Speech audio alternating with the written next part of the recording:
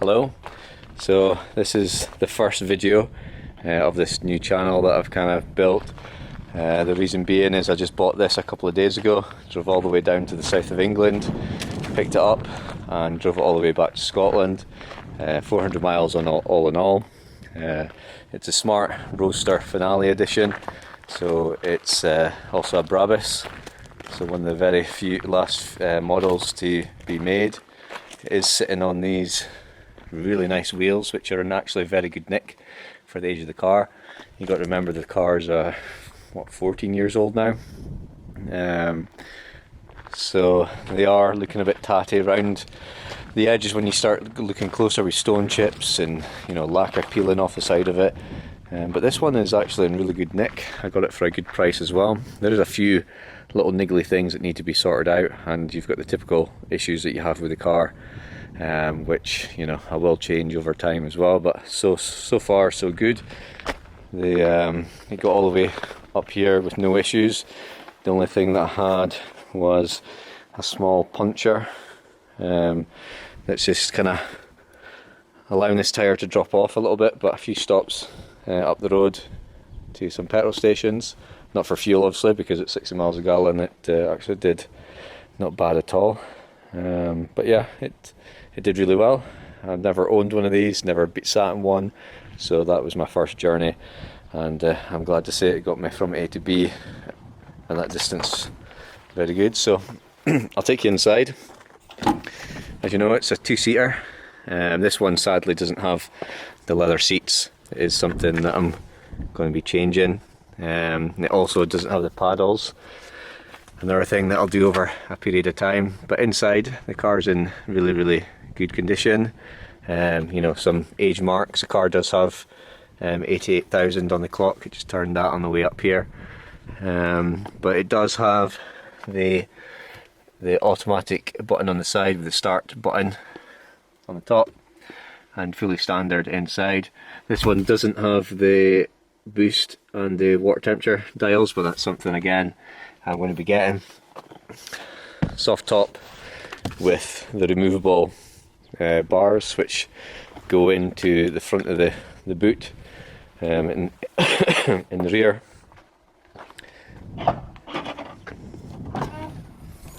You've got a reasonable sized boot, but nothing that's kind of spectacular.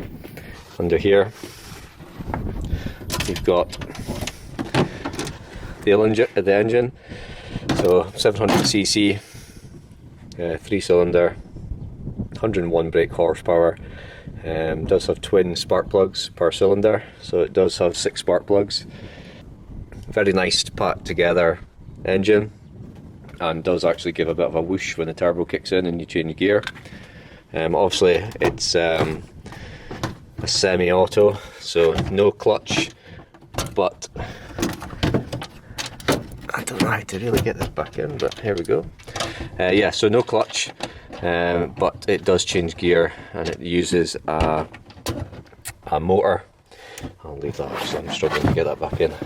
It uses a motor to basically change the gears. It basically turns a cog the inside, and the plate basically allows the cogs inside the gearbox to move back and forth. But yeah, the car's in really good nick. Like I say, it's just a shame it doesn't have the leather seats. In here is the switch for the front bonnet, boot even under the bonnet.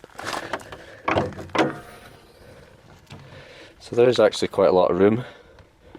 As mentioned, this is where the soft top beams go, but there is actually considerably more space than I thought there would be.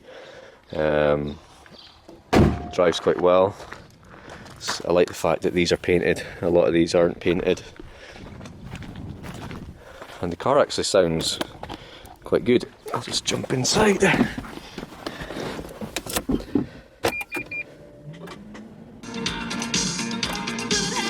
Oh, immobilizer's kicked in.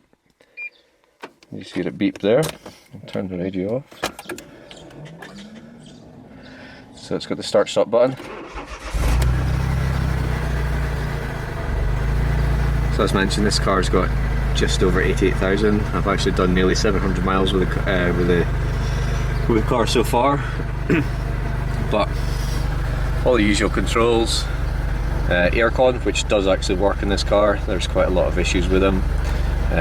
Rear window demister, hazard lights, central lock-in, control for the speed of the fans on the blowers, recirc or intake for the blowers, temperature, where you want the direction to go. This one does have the standard CD player, which I will be changing out for probably a Sony. You can get a DIN converter. Then it's got the trip computer, which allows you to see the speed, your miles to the gallon, how much fuel you've got left, how many gallons you've got in the fuel in the tank left.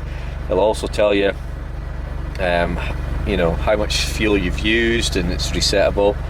Stopwatch, which I don't understand why, to be honest. And then system allows you to change some of the parameters within the computer itself. So on the gear stick, it's auto on the side, forward engages first gear, but obviously it's beeping to say the door's open, so we'll put it back into neutral. And the roof button is here, so and it folds right behind us.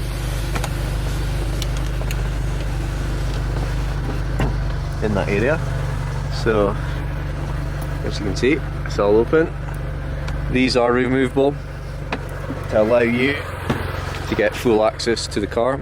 So you just basically pull these, as he says, but you're struggling. There we go. There you go, and that allows you to get full convertible. But generally, I would probably keep these in, and that's it clicked up again. So I'll let you hear it. I'll just make sure it's in neutral.